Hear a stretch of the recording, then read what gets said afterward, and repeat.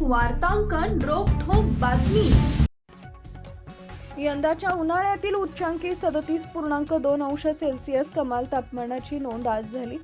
सोलापूर शहर व जिल्ह्यात मार्च महिन्याच्या पहिल्याच दिवशी कडाक्याचं ऊन पडलं होतं। मार्च महिन्यात यंदा कडाक्याचं ऊन असणार याची चुणूकच आजच्या तापमानानं दाखवून दिली आहे।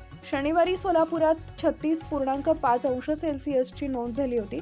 आज तापमानाचा पारा 37.2 अंश सेल्सिअसवर पोहोचला होता।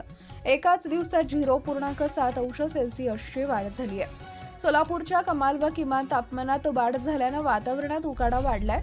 वाढत्या उन्हाचा परिणाम जनजीवनावर होताना दिसत आहे। दुपारच्या सुमारास अनेक जण घराबाहेर पडणं टाळत आहेत। उन्हापासून बचाव करण्यासाठी पांढरे कपडे, टोपी, गंजाचा वापर सुरू झालाय।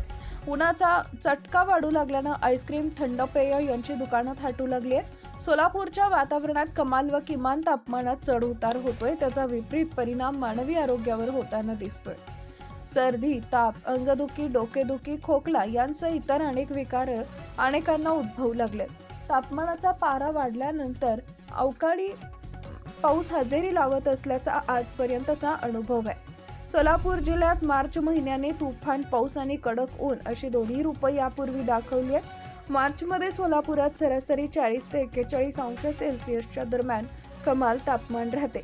आता वाढलेल्या तापमानामुळे येत्या काळात अवकाळी पाऊस हजेरी लावण्याची शक्यता आहे। सध्या द्राक्ष आणि आंबा ही फळपिकं जोमात आहेत। अवकाळी पाऊस, ढगाळ वातावरणाचा परिणाम या फळबागांवर होण्याची शक्यता आहे। महाराष्ट्रातील महत्त्वाच्या आणि ताज्या बातम्या पाहण्यासाठी आमच्या जय हो न्यूज चॅनलला सबस्क्राईब करा आणि बेल आयकॉन प्रेस करा।